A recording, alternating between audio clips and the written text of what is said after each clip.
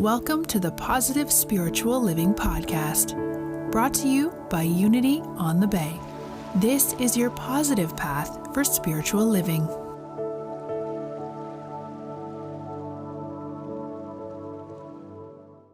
Got a little joke for you. By the way, I heard from some people that you enjoyed my last joke, so thanks for egging me on. It's all your fault.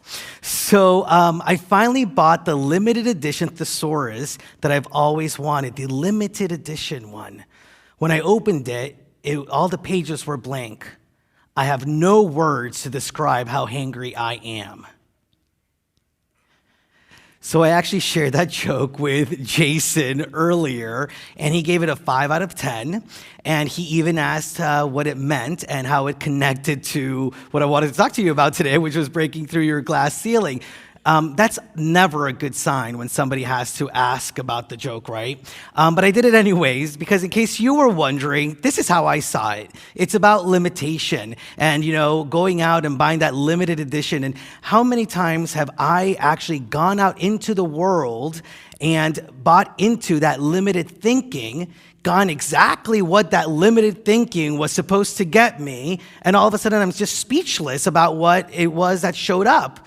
When in reality, if I look back on it, I got exactly what I was supposed to get because I got what I gave out, right? And so that's just how I connected it. You don't have to. But that's what I really want to talk to you about, to really get in touch with the ways in which we are maybe moving through life consciously or unconsciously with a certain level of limitations that we have placed on ourselves.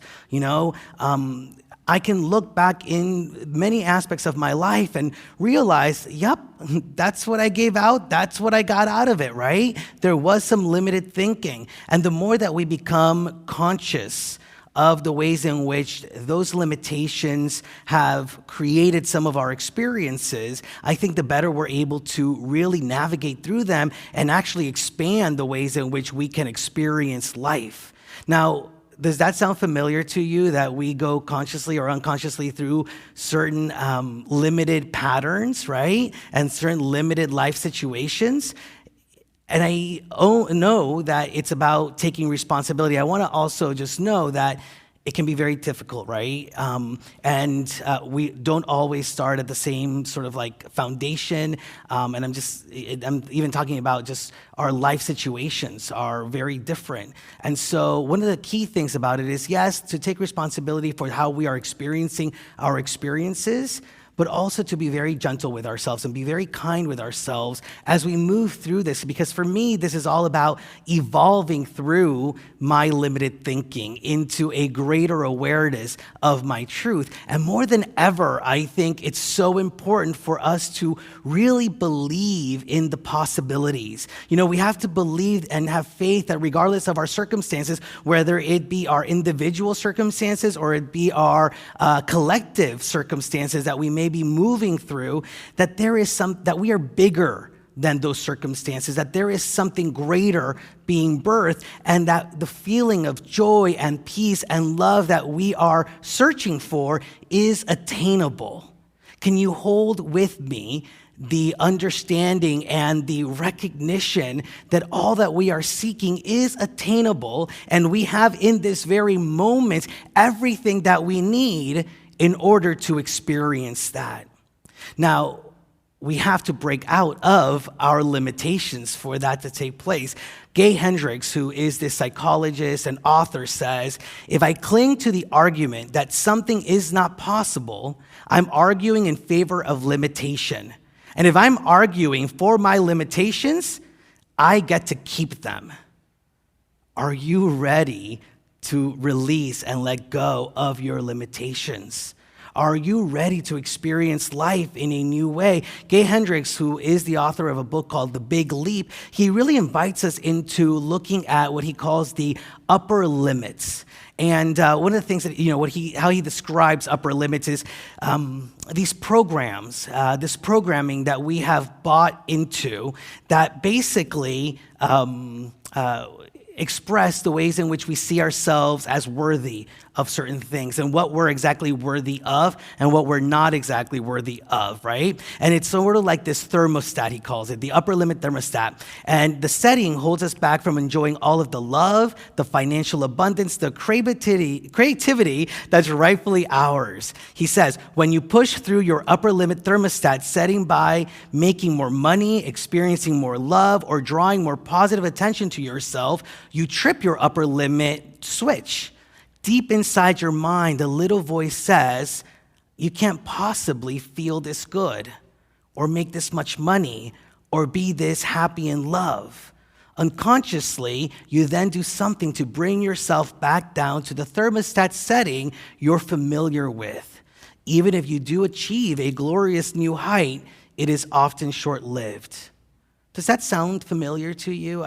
When I first read this, and I read this in the Absolute Abundance class that I'm facilitating, a course that was created by Ken Daigle, I really got that it was speaking to me, that I had experienced this in different parts of my life, and I was willing to actually question whether I was experiencing them here and now. Now, to push through our upper limits, our own glass ceiling, we really have to shift the ways in which we have been living. We have to release and let go of the belief systems that, yes, may have brought us to this very place, and we can be very grateful that this belief system has brought us to this very place. But it may not be the belief system that is now going to get us to a next step in our own evolution. And so Ken Daigle, who created this course, he's the senior minister of Unity of San Francisco, says, we often are not willing to even conceive of a life beyond what we think possible. The belief system that got us to where we are is the only one we know. And we have perfected how to operate inside of it. To create and sustain a new life, something beyond what you already know, you have to let go of things, and that can be scary. So when I ask, are you ready to release and let go of how things have been, right? And be open to the ways in which things can be, to move from the place of surviving to the place of thriving, to move from the place of complacency to the place of magic.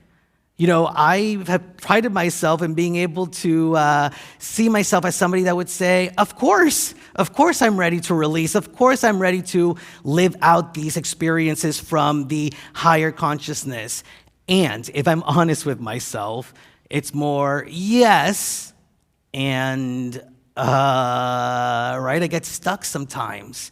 I get stuck in the familiar ways of how I've moved through things. I get stuck with how I believe things should be. I get stuck. There are old patterns that continue to, move through me and in my experience. The good thing, though, is that, my glass ceiling is not the same today as it was 10 years ago. There has been an expansion. But if I'm honest with myself, there are still ways in which I do limit the ways in which I can experience joy, prosperity, abundance, and wholeness, right? I tell some of the people in the class, I remember when The Secret got big, they said, print out a check with your name on it for $1 million and place it somewhere where you could see it every day. I never did that, because it was just too unbelievable for me. So I printed out one that was for $1,000. A few years after that, I was comfortable with it, so I started printing out one that was $10,000, right? And so luckily for me, my glass ceiling has shifted, but I ask you the question, where is yours now? And how have we defined ourselves from the place of limitation? I love that Paulo Coelho says, you only know yourself when you go beyond your limits. That's when we really get to know our truth. When we move from the place of our limitations, when we move past our glass ceiling, where we move from that which has binded us to recognize our freedom and to recognize all that we are and the potential that we have in living out our lives from the truth, from the core of all that God is for us. Now, in this book, The Big Leap, Gay Hendricks shares the story of one of the people that he coached. And so it's this gentleman, his name is Richard Jordan, and he had created a very successful small business, so successful that it actually attracted the attention of a larger firm that wanted to buy the business. And not only wanted to buy the business for $3 million, but was willing to give this Richard Jordan a contract to stay behind for another 2 years, really wonderful contract, giving him lots of money, giving him a lot of the things that he wanted.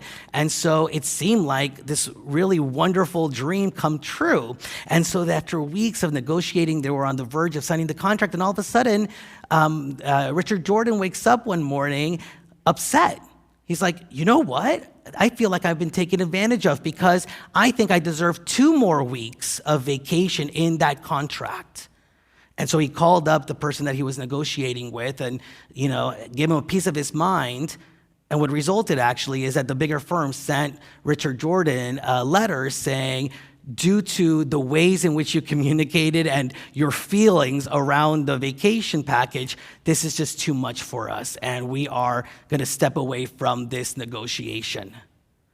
How interesting that in that moment, he was able to really look at why he had all of a sudden woken up that morning and thought about the vacation. It wasn't about the vacation. He actually was able to look more deeply at that experience and come out of it saying, wait a minute, he wrote this in a letter to Gay Hendricks, $3 million, that's way more than I'm worth. I cannot allow this. That was really what was underneath everything else, a feeling of not being worthy of such a lucrative deal. And beyond this spiritual bypass of, well, everything's in divine order, let me tell you, if that were to happen to me and I would be able to look back on that situation, I know exactly what that would be, and that would be self-sabotage. Self-sabotage. I've been guilty of it. Have you been guilty of it before also? And how is it still maybe playing a role in your life? There was a limit to how much Dr. Jordan felt he was worth. Is there a limit to how much you feel you are worth? Is there a limit to how sacred you feel? How much is too much of a good thing for you? Like, let's be honest about these answers that come up for us, because I know that it's so easy to say, I'm limitless, I'm boundless, I deserve it all. And what happens right after you say those things? What are some of the thoughts that get triggered? It's really important that I look at those things for me.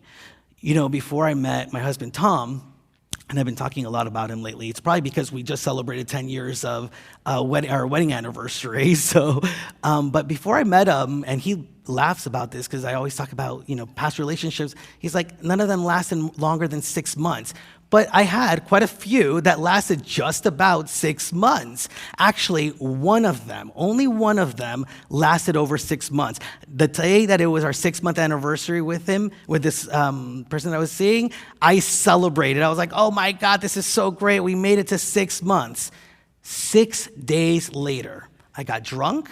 I was a jerk. We got into a fight, and he broke up with me. There was a limit to the length of intimate, committed relationship that I thought I was worth.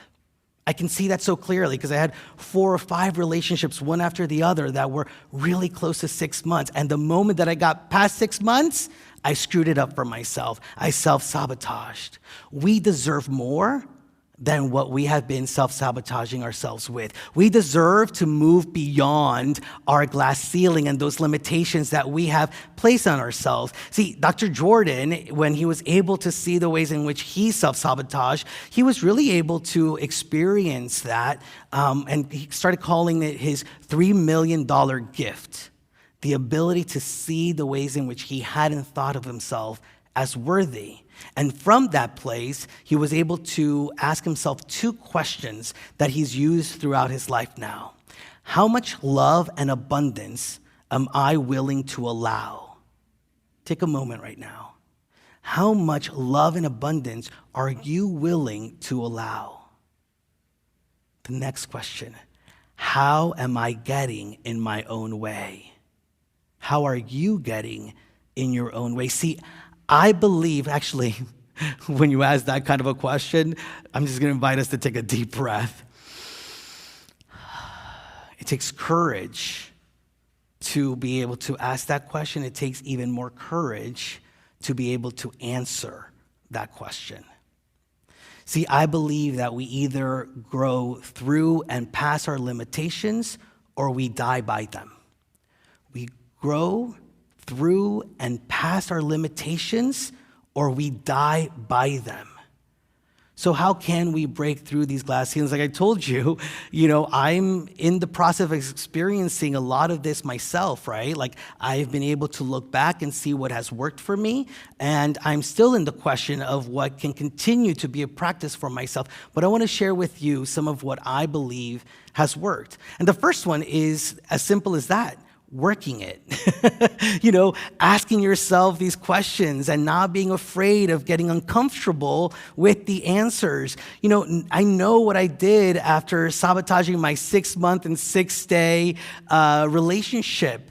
And I was able to, in that moment, as I realized that I had done that, to take a moment to ask the important questions. Why? What was it that created that situation within me and expressed itself in that relationship? And when I was very clear on some of what I needed to work with, I actually spent a whole year, almost a whole year, reading this book called Finding the Boyfriend Within, reading every chapter, doing every single one of those practices. And kid you not, at the end of reading that book, at the end of doing those practices, Tom showed up in my life. So I was willing to ask the questions and really get in the grit of it all to find the answers and to work through them. Second thing I invite you to do is to set intentions for your highest good. See, this is one of the reasons why I love teaching and facilitating the prosperity courses, because I'm always invited to revisit my intentions, my goals, the ways in which I see myself living out in different aspects of my life. So have you asked yourself, what is the highest intention in all aspects of your life? Have you asked yourself how you want to experience all these different aspects of who you are and the ways in which your life shows up? How do you want your relationships to look like, to feel like? How do you want to experience your job, the ways in which you share the skills and the talents that you are so full of, that are just dying to be expressed through you? How do you want to feel within your body, within, how healthy you want to be, how you want to express your well-being? What kind of financial stability do you want for yourself? What are the things that you want to buy for yourself, the things that you want to have for yourself? Think about all of these areas of your life. I know that there's been times in my life where I just have concentrated on one aspect of my life, but I'm in a place where I want to have balance and I want to really get healthy in all these areas. I know that there have been times in my life, and you may be experiencing this also, where I'm like, all right, well, I've got good health, healthy relationships, and I've got a really great job, so 2 out of 4 ain't bad. There's the ability to be complacent in that and to be grateful for that, but there's also the ability to be grateful for the things that are working and be grateful for the work that is before us to be able to experience life in deeper and greater ways, in all the ways that we experience life, in all the areas of our lives. And by the way, if you answer any of these questions, right, I would invite you to ask another question, which is, can I go a bit further in how I responded to this, right? Is the way that I actually answered them limited? Is there a sense of limitation in some of these answers? And if so, go back to step 1, work on it, ask these questions, really work through them. The third step is to let the intention be supported. These intentions that you're making be supported by a remembrance of who and what you are. We are the expression of the divine. If you believe that it was possible for Jesus, if you believe that it was possible for Buddha, if you believe it was possible for Michael Jordan, whoever you look up to, then you have to believe that it's possible for you, because we are made of the same cloth. We are each expressions of the divine, and everything that was within those individuals that you look up to is also within you. The more that we own our own divinity and own the greatness that is within us, the more that we can tap into it and be able to use it to push through any sense of limitation, any glass ceiling, any upper limit that we have falsely claimed as ours. Simply affirm your worth. When's the last time, I remember when I first came to Unity, we would do this quite often. When's the last time that you just looked at yourself in the mirror and just said, I am worthy. I am love. I am limitless. Over and over and over again. Maybe that's a practice that you want to take on this week. Every time you pass through a mirror, isn't that great? Every time you pass through a mirror, stop and say, I am worthy. I am limitless. Now, you might want to say it out loud so people aren't just assuming that you just keep looking at yourself in the mirror, but it would be a great practice for you to see what comes up, and if there is some uncomfortability or there are some beliefs that say, no, you're not. Some thoughts that still, the little voice, the little monkey mind that starts telling you all the reasons why that's not true, then do the work to heal those things. Be grateful that they're showing up, and then be able to speak back to them and say, no, I do know that I'm worthy. I do affirm that I am limitless. I am sacred and holy. And then the fourth thing is, when the time comes, take the big leap. When the time comes and you feel that you are reaching your upper limit or your ceiling, your glass ceiling, push through it. Now, as I was thinking about this visually, I realized that for some people it may be like the Marlins Stadium, where it just the roof just opens up and you're able to push through. But for some people, you're going to have to break through the glass ceiling. It may feel uncomfortable. It may be challenging. It may feel like a breakdown. But as I've told you before the breakthrough, there is a breakdown. Keep going, keep pushing through. Move past your upper limit thermostat and do the things that are for you to do to create a foundation, something for you to lean on. Find your support system to be able to move through those limitations, whether that is an individual that you can confide in, whether that's a practice, prayer and meditation, whether that's really just a book like the one that I read after all those relationships, whatever it is that you can use to hold your hand as you are breaking through. For regardless of whether it's that open ceiling or the pushing through, the reality is that once you are flying free, once you're experiencing your life as limitless, no matter which way it happened, you'll look back on it and say, it was worth it. It was worth it to move past what we had perceived ourselves to be limited by, and recognize that we truly are full of potential and able to move from one expression of good to another.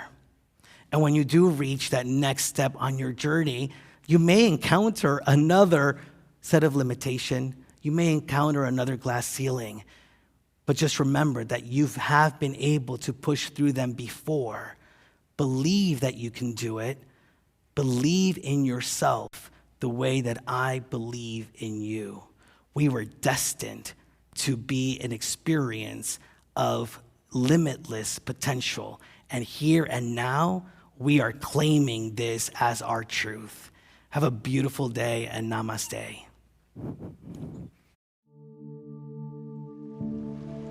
We hope you enjoyed this episode of the Positive Spiritual Living Podcast, brought to you by Unity on the Bay, a spiritual community located in Miami, Florida. Unity on the Bay is supported by the generosity of its community. If you'd like to make a donation or learn more about Unity on the Bay, please visit unityonthebay.org. You can also follow Unity on the Bay on Facebook, Instagram, and Twitter for even more positive spiritual inspiration. Until next time, thanks for listening and many blessings. Namaste.